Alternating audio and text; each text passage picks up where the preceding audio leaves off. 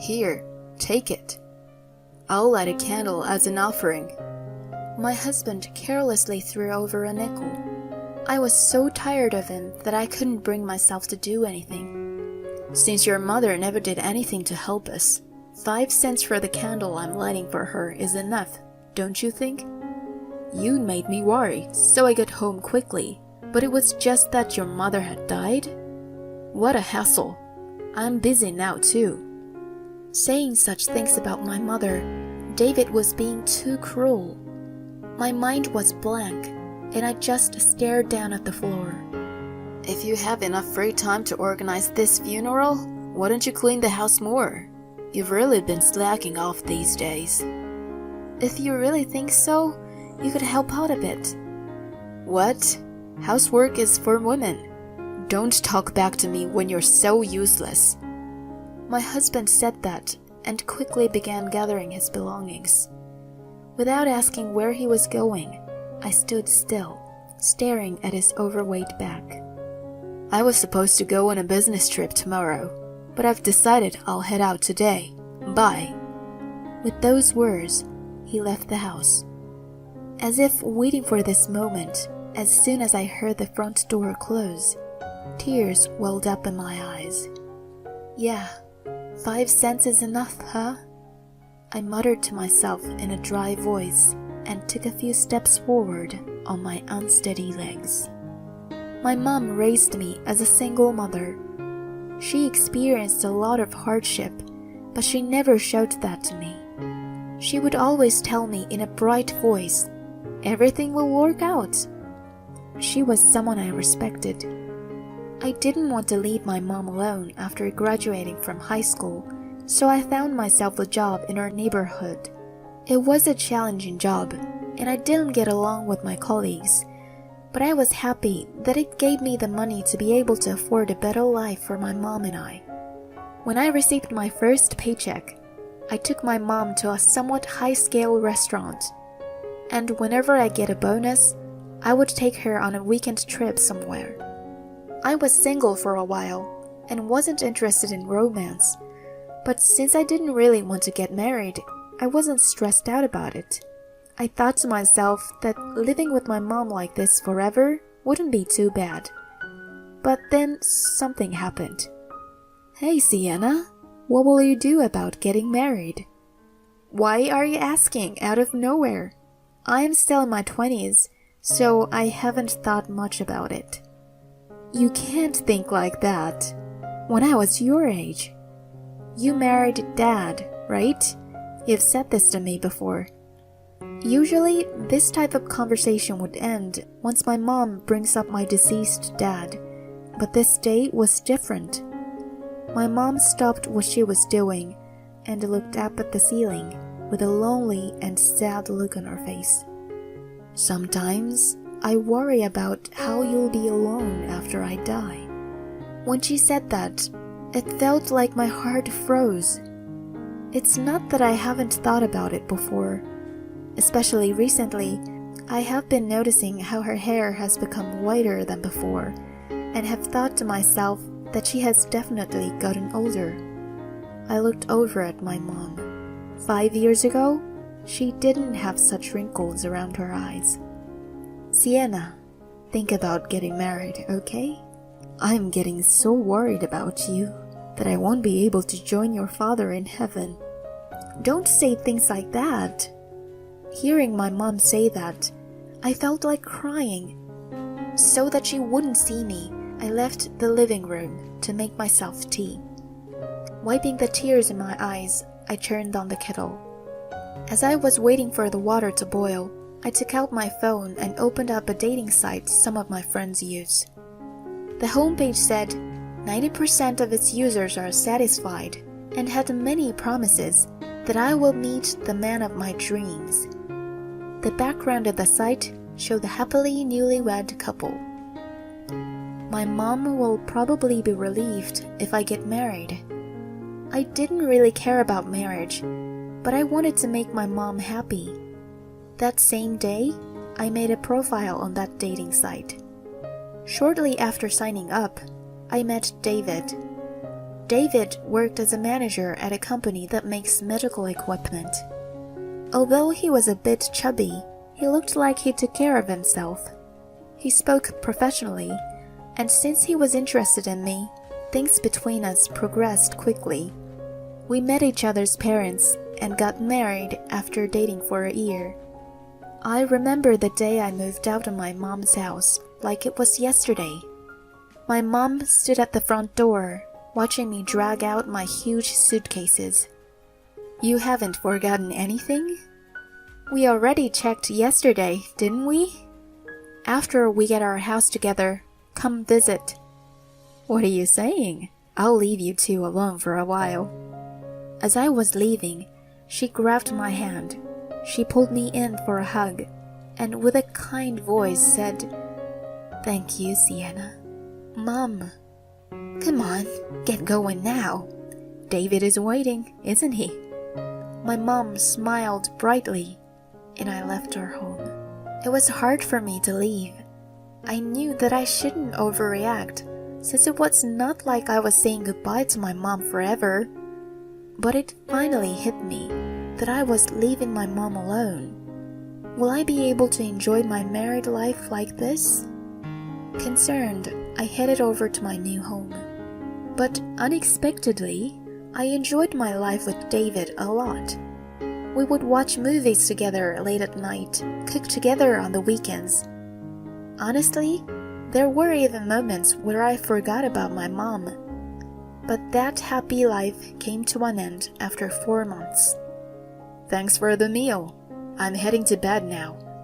"I get that you're tired, but I'd like it if you could at least help me clear the table.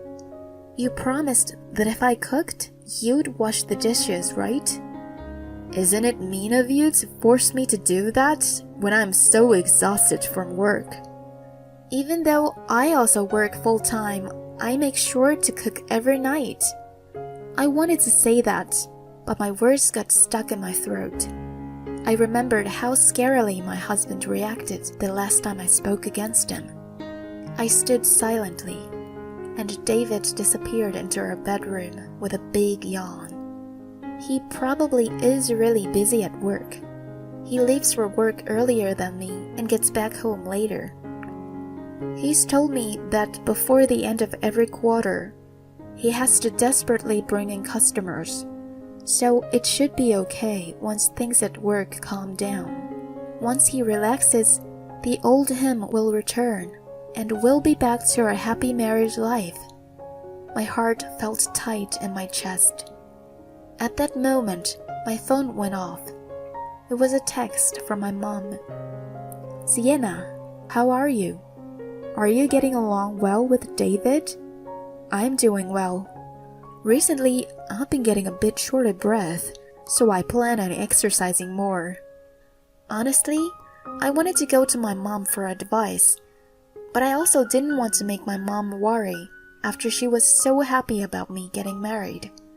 I pushed away my worries and sent her a happy message. 6 months later, on a Saturday morning, my phone's ringtone woke me up. I assumed David was on a business trip somewhere since he wasn't at home.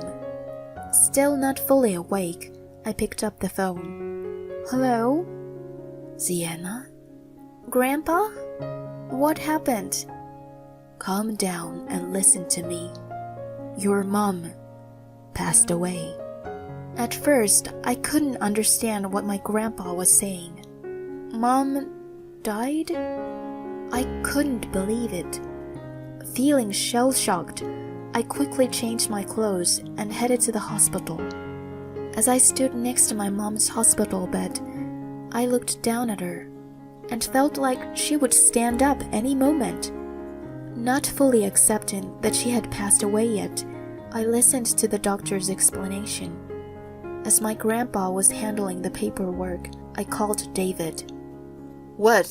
I'm working right now." "Mom died. There's a lot I need to do now." "Huh? That's it?" Hearing David's angry tone of voice, I felt my breath stop. What is he saying? "Can you go home now?" "I'm hanging up, Bye. The sound of the call being hung up burned in my ears. When I got home, David was already there. His suit jacket was thrown across the sofa, and crumpled fast food wrappers were thrown around the floor. Welcome back. You're late, huh? I came back home earlier for you. I didn't have the energy to reply to what he said. Looking away from him, I began to speak. Mom's funeral and wake will be tomorrow and the day after, so please take time off work. Why? I have a business trip tomorrow, so there's no way. No way? Maybe I'll just light a candle for her or something. David furrowed his brow while looking into his wallet. Thinking about it, when we got married, your mother didn't help at all with paying for the ceremony.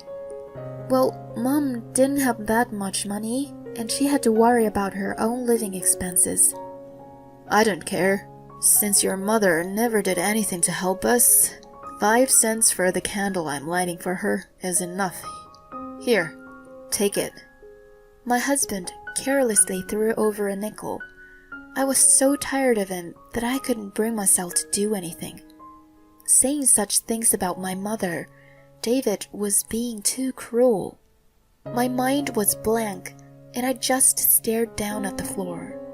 If you have enough free time to organize this funeral, why don't you clean the house more? You've really been slacking off these days. If you really think so, you could help out a bit. What? Housework is for women. Don't talk back to me like that. You're just useless. My husband said that and quickly began gathering his belongings. Without asking where he was going, I stood still and stared at his chunky back. I was supposed to go on a business trip tomorrow, but I've decided I'll head out today. Bye. With those words, he left the house. As if waiting for this moment, as soon as I heard the front door close, tears welled up in my eyes. On the day of the funeral, many relatives asked me where my husband was. I couldn't bring myself to say the truth, so all I said was, on a business trip. I wanted to properly send off my mom, so I was very busy. When my mom was placed in her coffin, she wore more makeup than she ever did when she was alive. It seems that seeing her that made up finally made me realize the reality of her passing. Looking at her face, I felt it getting harder and harder for me to breathe. I decided to step outside for some fresh air and bumped into someone. "Excuse me." No. Sienna. It's been a while. Do you remember me? This soft-mannered man was a distant relative I had met once a long time ago. We stepped outside. He sipped on a can of coffee and spoke to me about his work. I work for Kenko. It's a company that makes medical equipment. Oh, my husband also works there. Really? Smith. You're married to David Smith? My relative had a grim expression on his face, and he looked down in thought. Wondering why he would make a face like that, I waited for him to speak. Actually, David currently took bereavement leave. What? He's supposed to be on a business trip. We haven't been sent on any business trips in a few months now. It's not our busy season after all. Hearing what my relative said, I was stunned. So, David was fooling me the whole time? I called David, and he picked up the phone with a sluggish voice. I put the call on speakerphone so that my relative could listen in as well. What? Didn't I tell you I'm on a business trip? David, what are you doing? I need to go now. A client is calling. Bye. David hung up the phone, and I turned to look at my relative. He nodded at me, and I made up my mind. I won't forgive him. I need to make him pay for this. The next few days, I was full of rage. With the help of my relative, I learned all about what David has been doing the past 6 months. He would take bereavement leave or say that my health is bad in order to take days off or leave work early. That's how I understood he was having an affair. His lover must be the woman who was with him on the day of my mom's funeral. My relative got to processing David's dismissal from their company and let me know when David was officially laid off. I got to preparing divorce papers and to packing my stuff to move back home. Luckily, David had lied that he was on a week-long business trip, so everything went super smoothly. When I moved out of the house, all I left behind were the divorce papers for him to sign, his dismissal notice, and his nickel. I don't think he even deserved those 5 cents. After locking the front door, I dropped my key into the postbox and went back to my childhood home. Not long after, I got a call from David. "What you doing? Why would you say something silly like that to my company?" He was furious, but his words were quick and clear. I didn't get caught up in his anger. I was calm and I replied, "Something silly? What could you be talking about?" "You know what I'm talking about. You even printed out my dismissal notice. Are you trying to make fun of me? I will sue you." "Go ahead. I have the receipts from your trip to Love Make Hotel." I heard David take in a sharp breath. I continued, "And the receipts from the cafe you took her to, and for the makeup you bought her. If you sue me, you're going to be the one in trouble in the end." Understanding that he can't win, David spoke in a tight voice. "My bad. "What?" I won't sue you. I will sign the divorce papers. So, forgive me." I wanted to curse him out, but seeing a photo of my mom on the wall, I stopped myself. It was a photo my mom and I took together on my 20th birthday. She had a dazzling smile. Though I can't talk to her anymore, I know what she would think. I can't forgive David, but I want to act in a way that would make my mom proud. I gave David a curt reply and hung up the phone. "Lucky, Momo, catch!" I threw a dog toy across the park. Our 2 puppies chased after their toy quickly, and my boyfriend and I watched them with a smile. I met my boyfriend when taking Lucky out on a walk. He was out walking his puppy, Momo, and we got along well as fellow dog owners. I first got Lucky because I felt lonely living in my childhood home alone. But thanks to him, I had a TV drama-like encounter with my boyfriend. Even now, I find it incredible. Maybe this was a gift from my mom who is watching over me. I've heard that David's company sued him for his bad attitude and his many mistakes at work. He tried to run away from it until the very end, claiming that I had lied about his affair. How rotten could he be? I don't think I'll ever meet David again, but I'm sure he's getting payback for what he's done. I'm grateful. Next week is the anniversary of my mom's passing. My boyfriend told me he wants to join me when I go to visit her grave. I plan on buying her a bouquet of her favorite flowers and introducing her to him. I've been through a lot, but I've overcome that, all thanks to my mom. Everything will work out. You were right.